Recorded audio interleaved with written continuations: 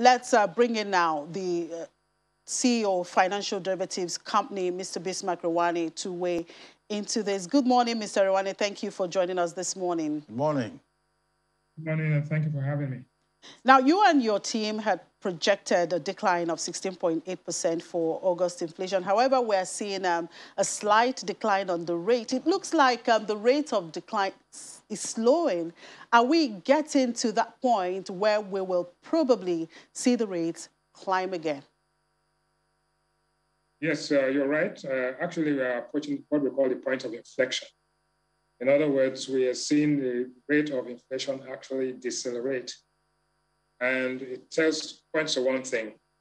Clearly, the pass-through effect of an exchange rate mechanism and impact of some form of rationing means that manufacturers are actually getting only maybe between 10 and 15% of what they require from official sources and having to source the balance from autonomous sources. And that is putting pressure. Also, we have the Christmas effect. People are now beginning to buy inventory ahead of Christmas. And so that is having a direct impact on price levels.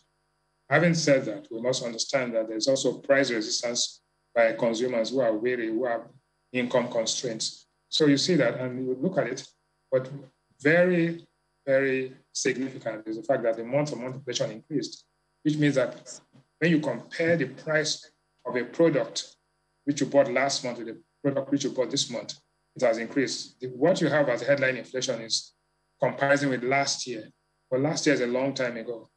So it tells you that in the month of September, we are likely to see a reversal of this. And this will impact directly on the decisions that are going to be made maybe by the end of this week.